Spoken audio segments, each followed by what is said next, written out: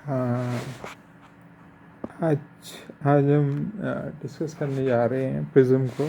कुछ दिन पहले ये क्वेश्चन एक रेज हुआ था हम आपस में प्रिज्म के बारे में कि प्रिज्म बेसिकली किस तरीके से मुख्तलिफ़ कलर्स के अंदर एक लाइट को ब्रेक कर रहा होता है। तो इट इज़ वेरी इजी, क्योंकि जो हम लोग बचपन में प्रिज्म के साथ खेल रहे होते हैं तो हमें बहुत ज़्यादा ये अपील कर रहा होता है। ऑब्वियसली प्रिज्म ब्लू कलर का नहीं होता, तो इसलिए आप इसको ब्लू कलर के अंदर देखने की ज़हमत दोबारा नहीं कीजिएगा। तो और ना ही जिस तरह की मैं ट्रायंगल बना रहा हूँ इसी के अंदर रहेगा, लेकिन आप ये एज्यूम करें कि ये ट्रायंगल इसी तरह से रखी गई है और इसके अंदर जो लाइट एंटर हो रही है वो इसी शक्ल के अंदर हो रही है, यानी इसको इसी डायरेक्शन के अंदर मैं लेके जा रहा हूँ। तो मज़ीद इसके अंदर आप वो इंट्रिकेसीज डालने की ज़रूरत नहीं है। तो और आसानी के लिए हम इसको यही कहते हैं कि ये वाइट लाइट है। जब ये लाइट इसके अंदर एंटर होती है तो एंटर होने के बाद बीच यहाँ ये जो बीच वाला सेशन है, इस बीच वाले सेशन को आपको बताया जो मैं कलर चेंज करूँगा, तो यहाँ बीच वाले सेशन के अंदर क्या चीज़ हो रही होती है इसके बारे में मैं बात नहीं करूँगा। और ये वाली जितनी भी चीज़ है ये किसी न किसी शीशे की होती है।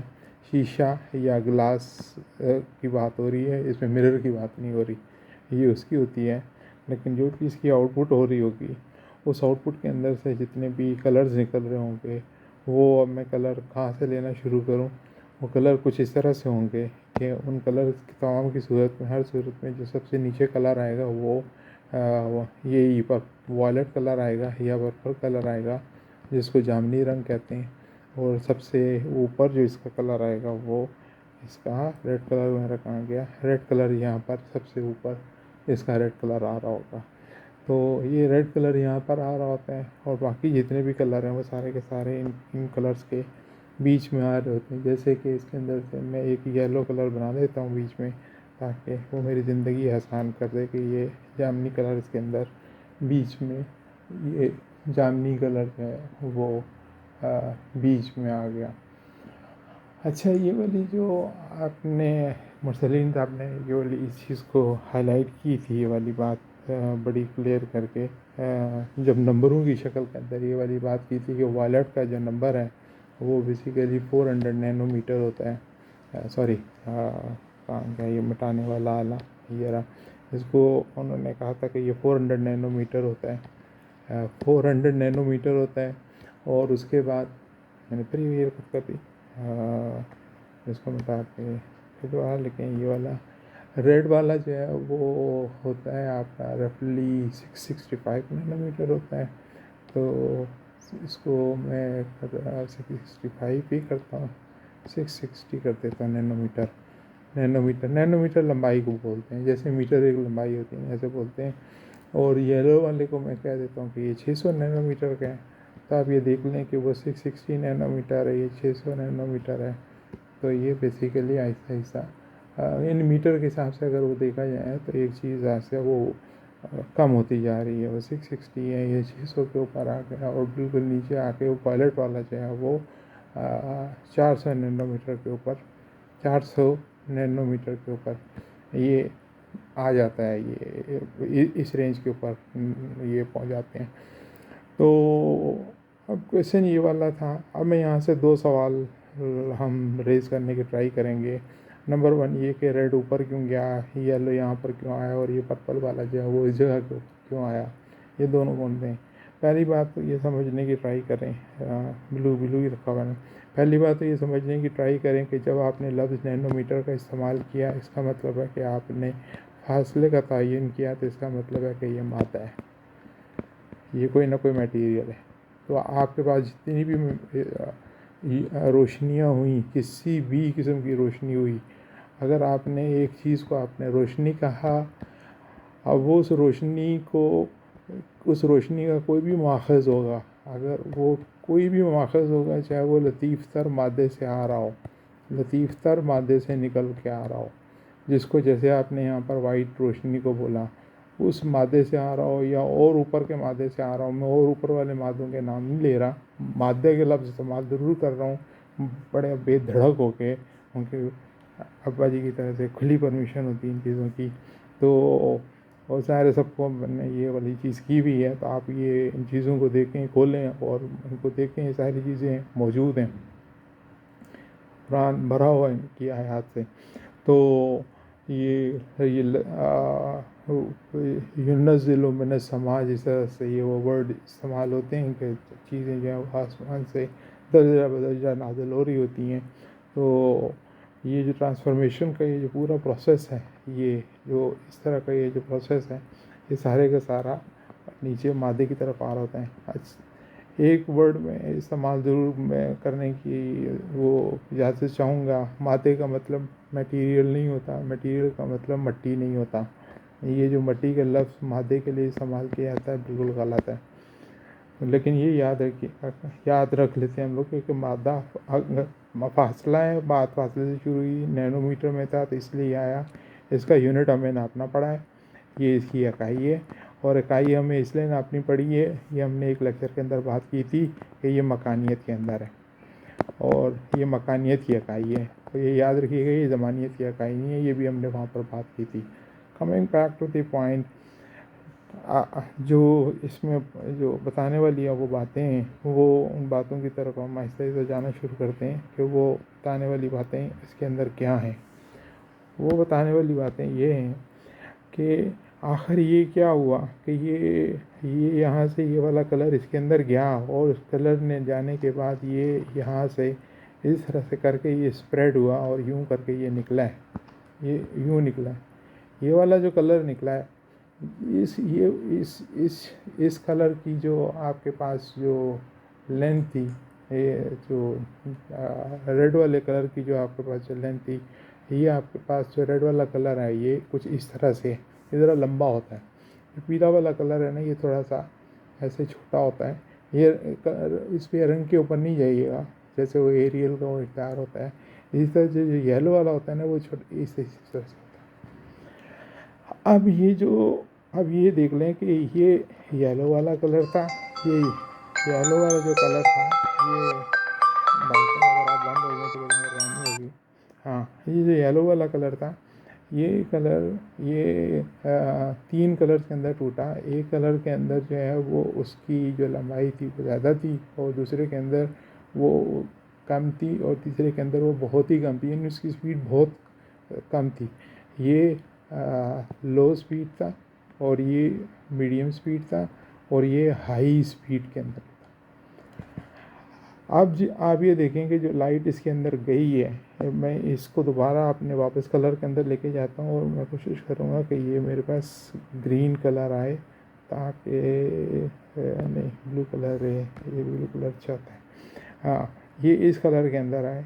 मेरे पास ये वाली जो भी चीज़ इसके अंदर आई थी, ये जब ये वाली कलर मेरे पास ब्रेक हुई, ब्रेक होने के बाद जब ये इसके अंदर आई, इसने ब्रेक होने के बाद क्या किया कि ये इसने वाइट लाइट का वो कंपोनेंट जो कि लो स्पीड था, ये याद रखें, वाइट लाइट का वो कंपोनेंट जो लो स्पीड था, उसको ये टिल्ट नहीं कर सका या मोड़ नहीं सका, और उसको उसने ऊपर की तरफ जाने दिया। ये देखें आप, ये इसको ये ऊपर की तरफ जाने दे रहा है, यहाँ पर आप देख सकते हैं।